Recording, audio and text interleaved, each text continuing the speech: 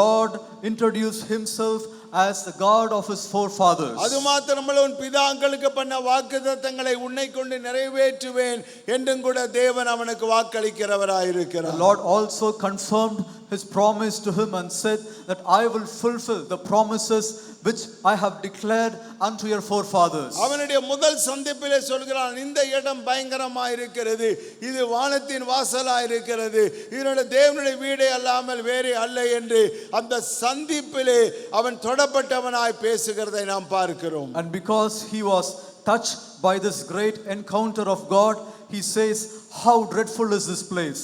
This is none other but the house of God, and this is the gate of heaven. இரண்டாவதாய் நாம் பார்க்கிறோம். And secondly we see, இரண்டாவது சந்திப்பு அவனுடைய வாழ்க்கையில உண்டாகிறது. and he also had a second encounter. ஆதியாகமம் 32ஆம் அதிகாரத்திலே நாம் பார்க்கிறோம். If we will read Genesis chapter 32, 1ஆம் வசனம் முதலாவதாய் சொல்கிறது, and from verse 1 we read like யாக்கோபு this. பிரயாணம் பண்ணுகையில் தேவதூதர்கள் அவனை சந்தித்தார்கள். And Jacob went on his way, and the angels of God met him. தொடர்ந்து அவர்களோடு அவன் சம்பாஷிக்கிறான். And he continually conversed with him. பின்பு நாம் பார்க்கின்றோம், அதிலே 23ஆம் வசனத்திலிருந்து நாம் பார்க்கின்ற பொழுது, And if you will read verse 23 of the same chapter, அவர்களை சேர்ந்து ஆற்றை கடக்க பண்ணி தனக்கு உண்டான யாவற்றையும் அக்கறைப்படுத்தினான். and he took them and sent them over the brook, and sent over that he had. யாக்கோபு பிந்தி தனித்திருந்தான். அப்பொழுது ஒரு புருஷன் விடியுமளவும் அவனோடு போராடினான். And Jacob was left alone, and there wrestled a man with him until the breaking of the day. பிரியமானவர்களே, O beloved people of God, இந்த இரண்டாவது சந்திப்பு யாக்கோபுவினுடைய வாழ்க்கையை முற்றிலுமாய் மாற்றுகிறது. when this second encounter transformed the life of Jacob entirely. முதலாவது சந்திப்பிலே தேவன் யார் என்று அறிந்து கொண்டான். In the first encounter he knew who God is, தன்னுடைய முற்பிதாக்களுடைய தேவன் என்று அறிமுகப்படுத்தப்பட்டார். and it was introduced to him that he is a God of his forefathers. இந்த இரண்டாவது சந்திப்பிலே நாம் பார்க்கின்ற பொழுது, But if we will listen to this second யாப்போக்கு encounter, நதிக்கரையை எல்லாரையும் அனுப்பிவிட்டு இவன் தனித்து தேவதூதனோடு போராடுகிற ஒரு அனுபவத்தை நாம் பார்க்கிறோம். after sending everyone from this brook of Jabbok, he stayed there alone with the Lord and wrestled with him. அப்பொழுது அவன் போராடி மேற்கொள்ளும் பொழுது, And then when he overcame after wrestling with him, 28ஆம் வசனத்திலே நாம் பார்க்கிறோம், we read in verse 25 like உன் this. பேர் இனி யாக்கோபு எனப்படாமல் இஸ்ரவேல் எனப்படும், தேவனோடும் மனிதனோடும் போராடி மேற்கொண்டாய் என்றார். Verse 28. Verse 28. 28. And he said, thy name shall be called no more Jacob, but Israel. For as a prince hast thou power with God and with men, and hast prevailed. 29ஆம் வசனத்தினுடைய கடைசி பாகத்தை வாசிக்கும் பொழுது, அங்கே அவனை ஆசீர்வதித்தார். And in verse 99, the last part of it says, and he blessed him there.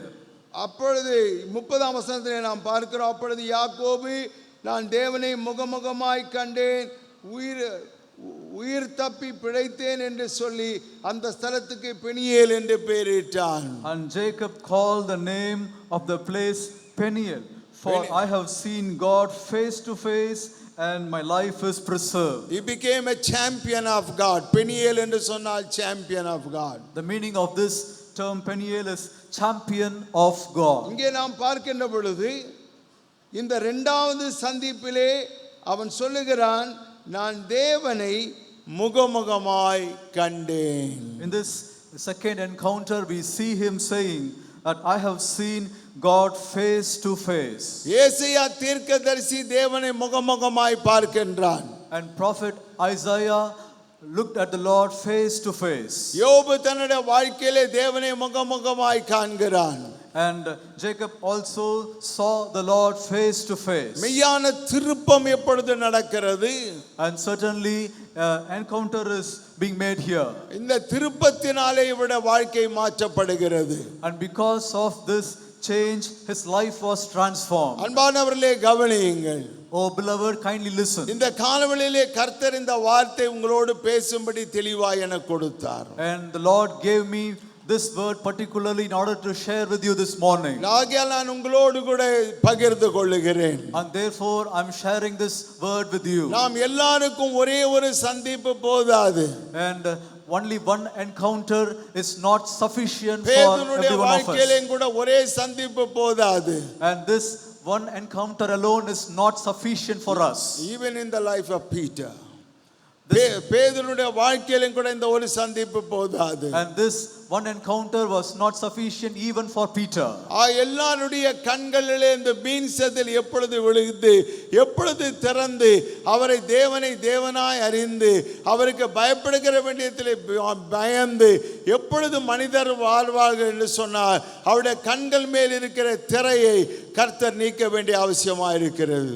Only when the Lord opens the eyes of people, they will be able to know him. Only then they will be able to fear him and live for his glory. யாக்கோபு தேவனை சந்தித்ததனால் ரெண்டு காரியம் நடக்கிறது. And because Jacob had an encounter with God, two things happened in his life. முதலாவது தேவன் அவன் பெயரை மாற்றுகிறவராய் இருக்கிறார். And firstly the Lord changed his name. இரண்டாவது நாம் பார்க்கும் பொழுது அவனுடைய நடையை மாற்றுகிறார். And secondly there was a great change in his walk. இன்னைக்கு நம்முடைய வாழ்க்கையிலே अनेகருடைய பெயர் மாற்றப்பட வேண்டும். And even in the life of many of us, our name should be changed. நமக்கு உண்மையான பெயர் என்ன? And what is our true name? நாம் வாழ்கிற விதத்தை கண்டு மனிதர் நமக்கு இடும் பெயர் என்ன? And what is the name that people give to us by looking at the way that we live? பெயரை போல மனிதர்கள் என்று சொல்வார்கள். Usually they say that a man lives according to his name. ஆனால் இன்றைக்கு நம்முடைய பெயர் என்ன என்ற கேள்வி நம்முடைய சமுதாயத்தின் மத்தியிலே நம்முடைய ஜனங்கள் மத்தியிலே நம்முடைய வீட்டாரின் மத்தியிலே அவர்கள் நமக்கு என்ன பெயர் வைத்திருக்கிறார்கள்? And what is the name given to us by our society, by our family members, by the people with whom we live?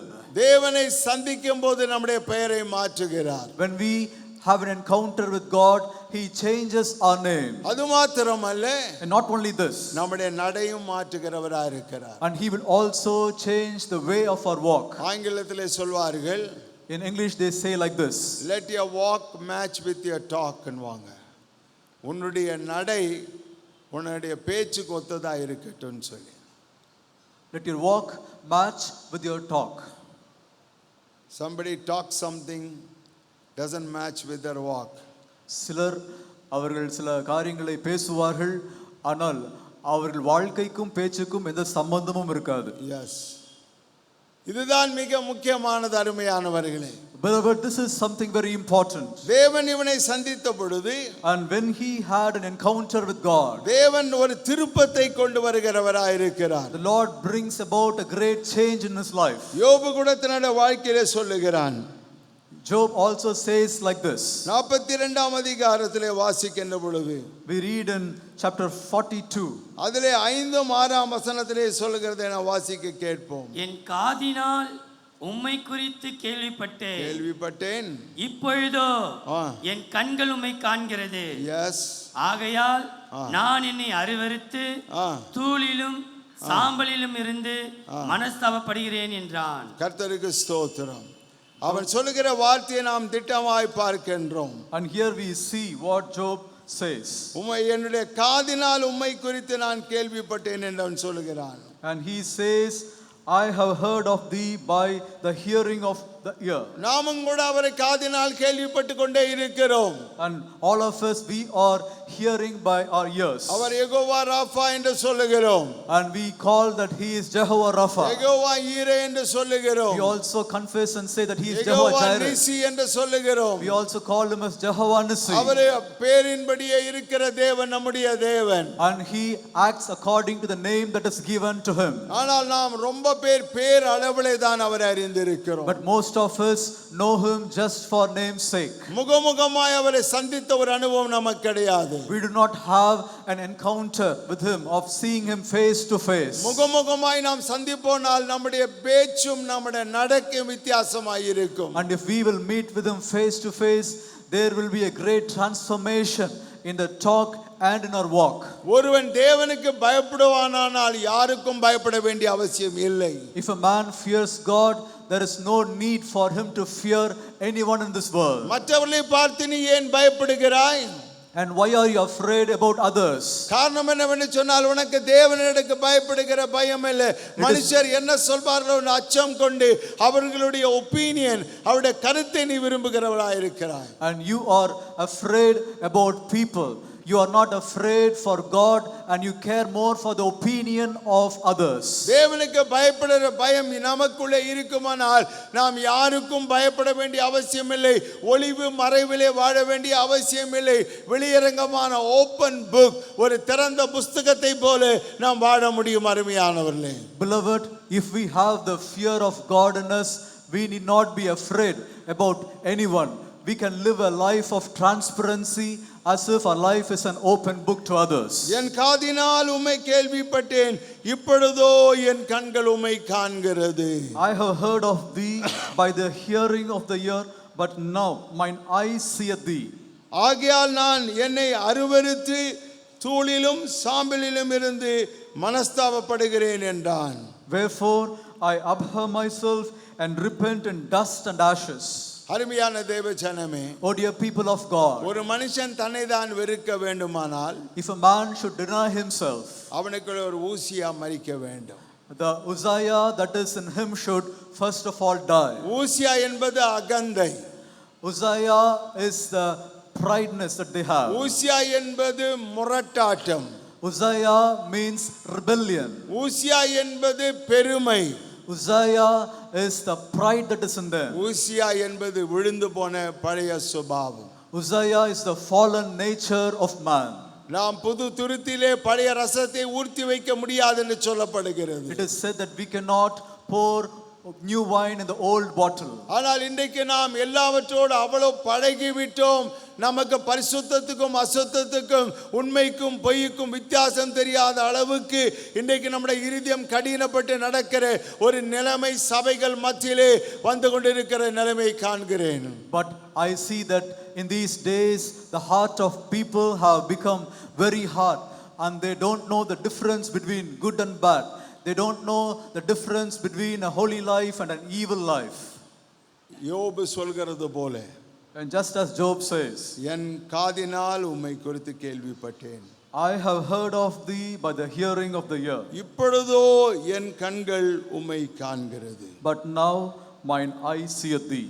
அருமையான தேவ ஜனமே, O dear children of God, எத்தனை பேருக்கு இந்த அனுபவம் இருக்கிறது? how many of you have this experience in your life? நான் கர்த்தரை கண்டிருக்கிறேன், I have seen my Lord. அவருடைய சாயலை நான் அறிகிறேன், I know the image of God. அவருடைய சுபாவத்தை நான் அறிகிறேன், I know the nature of God. அவர் அன்பின் அகலம் ஆழம் நீளத்தை நான் அறிகிறேன். I know the width, height and depth of his love. நான் அவரை போல மாற்றப்பட வேண்டும். And I should be transformed like him. அப்படிப்பட்டதானே ஒரு அனுபவம் எத்தனை பேர் இருக்கிறது என்று இந்த காலவெளியை நான் கேட்க விரும்புகிறேன். I'm asking you a question about how many of you have an experience like this in your life. ஆகையால் தான் ஏசாயா தீர்க்கதரிசியிலிருந்து இந்த பாடத்தை நாம் படிக்கிறோம். And therefore we read this lesson from the life of the prophet Isaiah. அவன் சொல்லுகிறான், ஊசியா மரணம் அடைந்த வருஷத்திலே, He says in the year that King Uzziah died, ஆண்டவர் உயரும் உன்னதமான சிங்காசனத்திலே வீற்றிருக்கிறதை நான் காண்கிறேன். I saw the Lord sitting upon a throne high and lifted up. இன்னொரு வார்த்தையில சொல்ல வேண்டுமானால் இந்த ஆண்டவர் எல்லாவற்றுக்கும் மேலே உயர்ந்திருக்கிறார். உன்னதமான சிங்காசனத்திலே இவருடைய வாழ்க்கையிலே அமர்ந்திருக்கிறார். எல்லாம் அவருடைய பாதப்படி கீழே தான். இவர் ஒருவரே உயர்ந்தவர், இவர் ஒருவரே உயர்ந்தவர், இவர் ஒருவரே சிறந்தவர் என்று ஏசாயாவுடைய வாழ்க்கையிலே ஒரு ஆணித்தனமான அனுபவத்தை அவன் பெற்றுக்கொள்ளுகிறான். And if I should say in other words, he saw the Lord sitting upon a throne. That is, he was exalted. He is the exalted high God who is above everything. Everything is under his feet, and therefore he says that he is lifted up. The God of Isaiah was lifted up. பாருங்கள், 5ஆம் வசனத்திலே நாம் பார்க்கிறோம். ஏசாயா தீர்க்கதரிசி 6ஆம் அதிகாரம். அப்பொழுது நான் ஐயோ அதமானே, நான் அசுத்ததுள்ள மனுஷன் ஆ. அசுத்ததுள்ள ஜனங்களின் நடுவில் வாசமாயிருக்கிறவன் சேனைகளின் கர்த்தராகிய ராஜாவை என் கண்கள் கண்டதே என்றேன். கர்த்தருக்கு ஸ்தோத்திரம். Verse 5. Then said I, Woe is me, for I am undone, because I am a man of unclean lips, and I dwell in the midst of a people of unclean lips, for mine eyes have seen the King, the Lord of hosts. அசுத்த உதடுகளோடு மற்றவர்களுக்கு தீர்க்க தரிசனம் சொல்லி வந்து கொண்டிருந்தான்.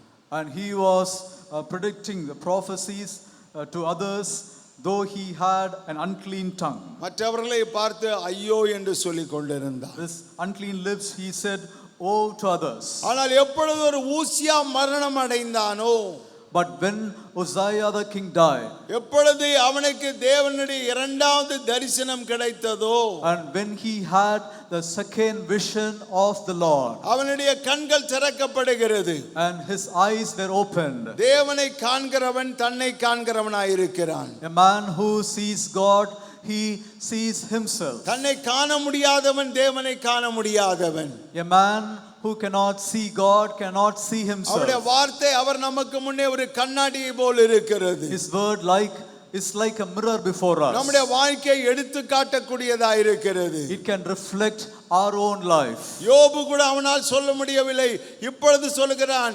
நீதிமான் என்ற வாக்காடு போராடின அவன் சொல்லுகிறான், நான் அதமானேன் என்று சொல்லுகிறான். அவனுடைய ஜீவிதத்திலே அருவருத்து தூளிலும் சாம்பலிலும் என்னை தாழ்த்துகிறேன் என்று தன்னை தான் அருவருத்து ஒரு அறிக்கை செய்கிறதை நாம் யோபின் வாழ்க்கையிலே பார்க்கிறோம். We read in the life of Job that he abhorred himself. He said that humble myself in the dust and ashes before God. அருமையானவர்களே, Oh beloved, எத்தனை பேருக்கு நான் சொல்கிறது இதுவரைக்கும் சொல்கிறது புரிகிறது? how many of you are able to understand what I say? Praise the Lord. Praise the Lord. Praise the Lord. Praise the Lord. நம்முடைய கண்கள் திறக்கப்பட வேண்டும். Our eyes should be opened. ஆண்டவரை உயரமும் உன்னதமான சிங்காசனத்திலே நீங்கள் அவரை காண வேண்டும். And you should see the Lord seated on a throne, high and lifted up. அதற்கு தேவன் நமக்கு ஒரு இரண்டாவது சந்திப்பை வைத்திருக்கிறார். And the Lord has a second encounter for us. முதல் சந்திப்பு வெறும் தேவனை அறிமுகப்படுத்தினது. And the first encounter revealed the Lord to us. ஆனால் இரண்டாவது சந்திப்பு தேவன் யார் என்றும் நாம் யார் என்று நமக்கு வெளிப்பாடை கொடுக்கக்கூடியதா இருக்கிறது. But this second encounter reveals the nature of God and our own human nature. ஆகையால் தான் அவன் சொல்லுகிறான், And therefore he says, ஐயோ அதமானே, நான் அசுத்த உதடுகளுள்ள மனுஷன், அசுத்த உதடுகளுள்ள ஜனங்கள் நடுவே வாசமாயிருக்கிறேன். He says, Woe is me, for I am undone, because I am a man of unclean lips and dwell in the midst of a people of unclean lips. அதை சொல்லிவிட்டு அவன் சொல்கிறான், சேனைகளின் கர்த்தராகிய ராஜாவை என் கண்கள் கண்டதே என்றான். After this he says, For mine eyes have seen the King, the Lord of hosts. எப்பொழுது அவன் இந்த அறிக்கை செய்கிறான், அதமானேன், நான் அசுத்த உதடுகள் உள்ள ஒரு மனுஷன், அசுத்த உதடுகள் ஜனங்களுள்ள மத்தியிலே வாசம் பண்ணுகிறேன் என்று அவன் எப்பொழுது அறிக்கை செய்கிறான் என்று சொன்னால், அவனுடைய கண்கள் சேனைகளின் கர்த்தராகிய ராஜாவை கண்டபொழுது, When his eyes saw the Lord who is the Lord of the captain of the army of hosts, he said, Woe is me, for I'm undone, because I'm a man of unclean lips. அப்பொழுது சேராபீன்களில் ஒருவன் பலிபீடத்திலே இருந்து தன் கையில் பிடித்த குறட்டினால் ஒரு நெருப்பு தழலை எடுத்து என்னிடத்தில் பறந்து வந்து அதனால் என் வாயை தொட்டு, இதோ உன் உதடுகளை தொட்டதினால் உன்னுடைய அக்கிரமம் நீங்கி உன் பாவம் நிவர்த்தியானது என்றான். Then flew one of the seraphims unto me, having a live coal in his hand, which he had taken with the thongs from off the altar, and he laid it upon my mouth and said, Lo, this hath touched thy lips, and thy iniquity is taken away, and thy sins purged. கவனியுங்கள், Kindly listen. Asia ஒரு தீர்க்கதரிசி தான். Isaiah was a prophet, ஆனால் என்ன நிவர்த்தி ஆகணும்னு சொல்றாரு? but what should be purged in his life? பாவம். His sin should be purged. யாருக்குள்ளே பாவம் இருந்தது? And who had sin in him? ஏசாயாக்குள்ளே பாவம் இருந்தது. Isaiah had sin within him. அக்கிரமம் நிவர்த்தியாக வேண்டும் என்று சொல்லுகிறார். It says that his iniquities should be purged. அப்படியானால் அக்கிரமம் யாருக்குள்ளே இருந்தது?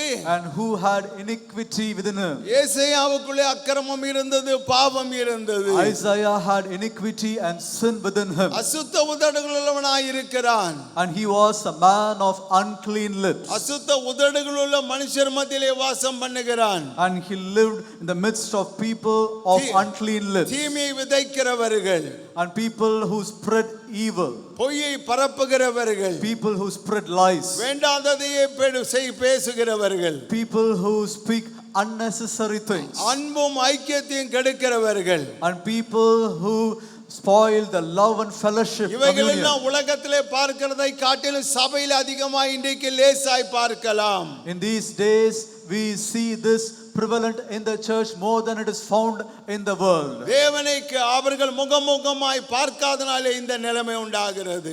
And this is the reason, because they have not seen God face to face. Pavul அதை தான் சொல்கிறான், இருதயத்திலே மூடப்பட்ட முக்காடு நீக்கப்பட வேண்டும். அது நீக்கப்படாத வரைக்குமாக காண வேண்டியவைகளை நாம் காண்கிற விதமாய் நாம் காண மாட்டோம் என்பது உண்மை.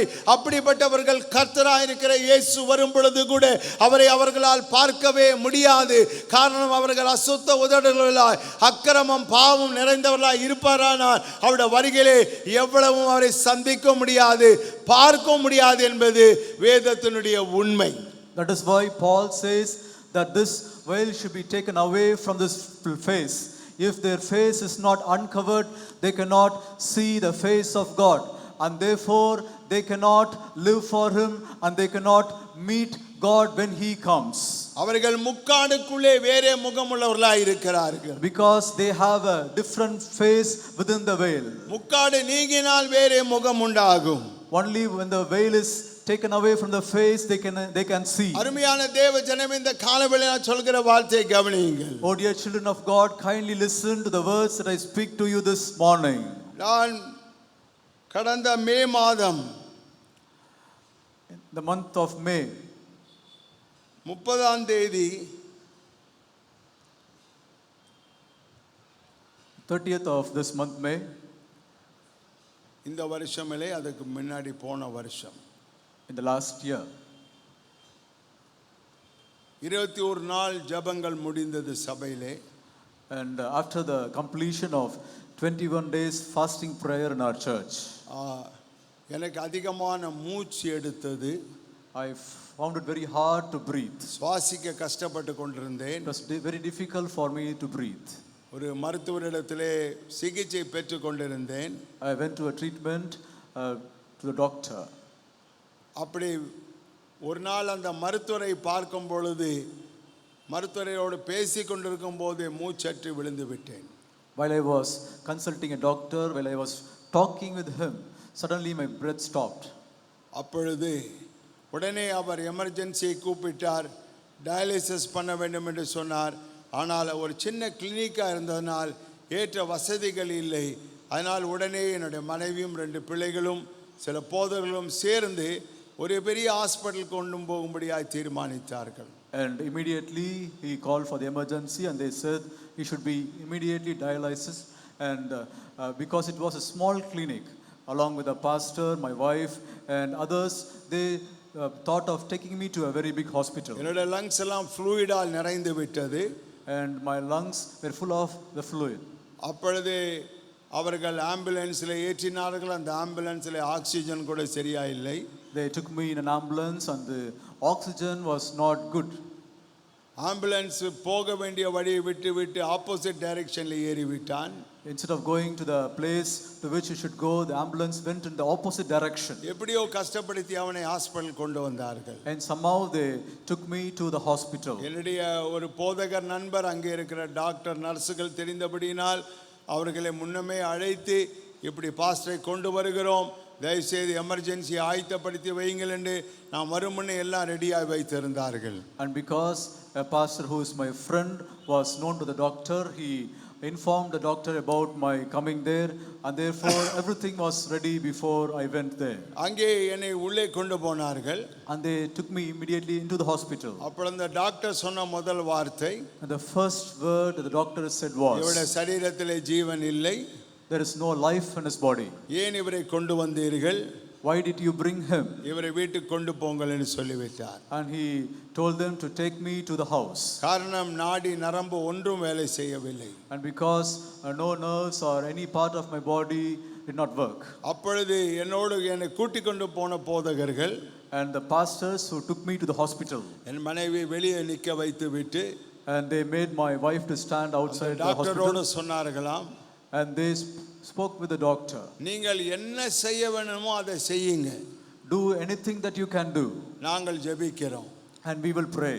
அவர்கள் அப்படியே அந்த டாக்டர் ஒரு பலூனை விட்டு அந்த மூச்சை மறுபடியும் ஓபன் பண்ணும்படியாக அவர்கள் எல்லாம் முயற்சி எடுத்த பொழுது 4 செகண்ட் ஆன பின்பு எனக்கு உயிர் திரும்பி வந்தது. And after the doctor started treating me using a balloon, and somehow I got my breath back after 4 seconds. அவர்கள் இன்டென்சிவ் கேர் யூனிட்டிலே வென்டிலேட்டர் வைத்து சுவாசிக்கும்படியாய் உதவி செய்து கொண்டிருந்தார்கள். And they helped me to breathe by using a ventilator in the emergency ward. ஒரு 15 நாளுக்குள்ளே என்னுடைய அந்த ஹாஸ்பிட்டலே கொஞ்சம் ஹெல்த் இம்ப்ரூவ் ஆகி வீட்டுக்கு திரும்பி வந்தேன். And within 15 days my health improved in the hospital, and then I came back to my house. நான் ஆண்டவருக்கு எனக்கு ஒரு சந்திப்பை கொடுக்கிறது போல இருந்தது இது. It was as if the Lord gave an encounter in my life. ஊழியத்திலே வேகமாய் ஓடிக்கொண்டிருக்கிறோம். And we are running here and there for ministry. சபைகளை அங்கே இங்கே ஸ்தாபித்துக் கொண்டிருக்கிறோம், மிஷனரி சபைகளை. And we establish many missionary churches here and there. மிஷனரிகளுக்கு பயிற்சிகள் கொடுத்து கொண்டிருக்கிறோம். And we also train many missionaries. இதற்கு இடைவேளையிலே இப்படிப்பட்டதான ஒரு அவசரம் நிலைமை வந்ததால் என்ன செய்வது என்று புரியாமல் சங்கடமான ஒரு சூழ்நிலைக்குள்ளே கடந்து வந்தேன். But at this time, this emergency, I did not know what to do. நான் ஆண்டவரோடு அழுது கொண்டே கேட்டுக்கொண்டிருந்தேன். And with tears I asked the Lord. இப்போ 3 தடவை டயாலிசிஸ் பண்றபடினாலே எந்த மிஷன் ஃபீல்டுக்கும் போக முடியாது. And because I had to dialysis 3 times, I cannot go to any mission field. போய் நற்செய்தியை யாரோடும் பகிர்ந்து கொள்ள முடியாது. I cannot go there and share the good news with anyone. பலவீனப்பட்டவனாய் என்னுடைய படுக்கையிலே கிடந்தேன். And I was weak and I lay on my bed. அப்பொழுது நான் ஆண்டவரோடு கேட்டேன். And then I asked the Lord, என்னுடைய வாழ்க்கையிலே இன்னும் என்ன காரியத்தை நீ காண்பிக்க விரும்புகிறாய்? Oh Lord, what would you want to show in my life? என்னுடைய வாழ்க்கையிலே இன்னும் பிரியமில்லாமல் இருக்கிற காரியங்கள் என்ன? And I asked him, Lord, what is the thing that is in my life which is not pleasing to thee? என்னுடைய ஒரு நண்பர் என்னோடு ஜெபித்து கொண்டே இருந்தார். And a friend of mine was praying along with me. அவர் என்னோடு ஜெபித்து கொண்டே இருக்கும் பொழுது And while he was praying along with me, தேவன் ஒரு வார்த்தை எங்கள் மத்தியிலே போட்டார். the Lord spoke a word to us. witchcraft என்று சொன்னார். And it said witchcraft. witchcraftனா தெரியலீங்களா? And மந்திரம். And you know about it, witchcraft. மந்திரம், சூனியம். It is a magic work. அப்ப நான் நினைத்தேன் நமக்கு விரோதமாக யாரோ மந்திரம் சூனியம் பண்ணி இருக்கிறார்கள் என்று. And I thought that someone had made some witchcraft work against me. ஆனால் இதை பேசும் முன்னே கர்த்தர் எனக்கு ஒரு தரிசனத்தை தந்தார். But before preaching this, the Lord gave me a vision. எங்களுடைய ஆலயத்துக்கு முன்பாக அவர்கள் ஆட்டை வெட்டி அந்த இரத்தத்தோடு அந்த கண்ணோடு கூட பல தடவை வாசலை வைக்கிறது உண்டு வழக்கமாய். And usually there are people who kill a goat before our church, and they place the head of the goat before our church and do certain things. நாங்கள் அதை காலால் எட்டி உதைத்து விட்டு போய் கொண்டே இருப்போம். But we will just stamp it down and walk forward. ஆகையால் ஆண்டவர் இன்றைக்கு அந்த காண்பித்தலை இப்படி ஒருவேளை செய்திருந்தாலும் அவர்கள் எல்லாரையும் பிடித்து அடித்து நொறுக்கி இல்லாமல் போகிற ஒரு காட்சியை காண்பித்தார். But the Lord showed that he catches them and he destroys their life and they are not found anymore. அப்பொழுது அருமையானவர்களே, Oh dear children of God. நான் இன்னும் ஜெபித்து கொண்டு ஆண்டவரே இன்னும் என்ன witchcraft என்று சொல்லுகிறாய்? And then I asked the Lord, why are they speaking about witchcraft? ஆண்டவர் சொன்னார் உன்னுடைய வாழ்க்கையில இருக்கிறது என்று சொன்னார். The Lord told me that there is a witchcraft in your life. எனக்கு ஒரு பெரிய அதிர்ச்சி உண்டாகிவிட்டது. And I was astonished, surprised. இவ்வளோ ஊழியத்தில் ஓடுகிற எனக்குள்ளே ஆண்டவரே witchcraft இருக்கிறதா? எனக்குள்ளே இந்த பில்லி சூனியம் மந்திரவாதத்துக்கு ஒப்பான பாவம் இருக்கிறதா? Lord, is there any sin in my life which is similar to witchcraft in my life who is doing your ministry? ஆண்டவர் எனக்கு 3 வார்த்தை கூறினார். The Lord granted me just 3 words. முதலாவது சொன்னார் டாமினேஷன், துரைத்தனம் பண்ணுகிறது. Domination. First thing is domination. இரண்டாவதாக ஆண்டவர் சொன்னார் மேனிபுலேஷன், காரியங்களை இப்படி அப்படி திருப்பி சாமர்த்தியமாய் செய்கிறது. The second thing is manipulation. மூன்றாவதாக இன்டிமிடேஷன், கட்டாயப்படுத்தி பயமுறுத்தி செய்கிற காரியம் என்று சொன்னார். And the third thing is the intimidation in my life. இந்த 3 காரியங்களை வைத்து நான் 3 நாள் ஆண்டவருடைய சமூகத்தில் என் உள்ளத்தை ஆராய்ச்சி பண்ணி ஜெபித்து கொண்டே வந்தேன். With these 3 things I fasted before God for 3 days and I examined myself and prayed before him. ஆண்டவர் ஒவ்வொரு காரியமும் எப்படி என்னுடைய ஊழியத்திலே விளங்கி வருகிறது என்பதை திட்டமாய் எனக்கு காண்பித்து கொண்டிருந்தார். The Lord clearly showed me about how these things were dominant in my ministry. சபையிலே எப்படிப்பட்ட போதகனாய் இருந்தேன், And how I was a pastor in the church. what kind of a pastor I was in the church. அருமையானவர்களே, ஒரு army general போல இருந்தேன். I was like an army general in the church. I am only right and everybody is wrong. நான் நான் தான் ஒருவனே சரி, மற்றவர்கள் எல்லாரும் தவறு. ஒருத்தரும் தங்களுடைய